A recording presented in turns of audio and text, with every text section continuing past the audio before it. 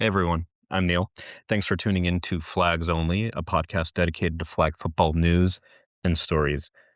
As a reminder, we have a companion website, flagsonly.com, where you can find more content. So I have a pretty short episode today because I just want to hit on some things in the news, some flag football related news that caught my attention and I wanted to report out to you guys.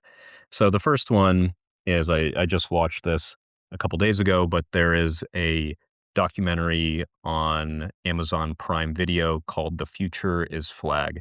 And it's pretty short, it's 30 minutes, but it follows Diana Flores from the Mexico national team and Ashley Clam from the USA national team on their stories, how they came to flag football, and some recent competitions.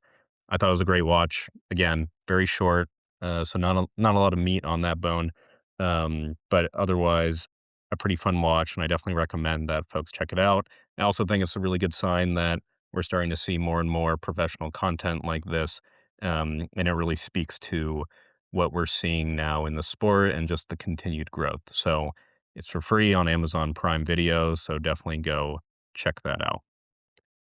The other stories I wanted to cover is really developments in the college flag football world. A lot of big news coming out over the last week, and again, as I've been hammering sort of nonstop, it really speaks to the growth that we're seeing and that S curve where it starts out slow and then all at once there's this exponential growth.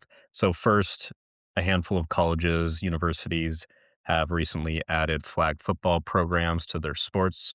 The first one is Binghamton University in upstate New York. They added a flag football program.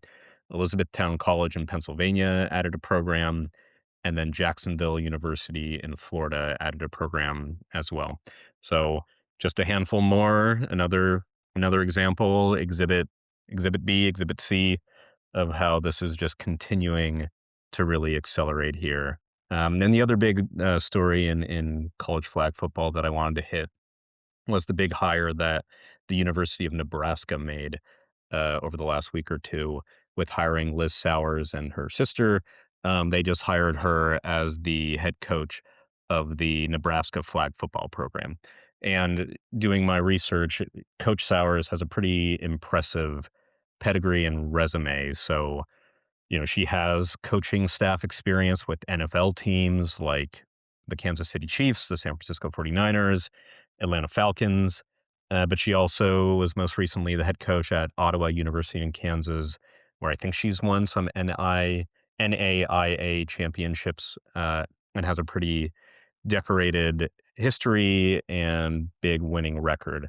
So seeing folks of that caliber get hired at universities continues to suggest that, colleges across the country are really putting in resources and bandwidth on flag football and helping grow that and continue to legitimize it and make it the type of serious sport that it is and should be recognized as. So that's really it for today. These are just some big stories I wanted to hit and share that out with you guys.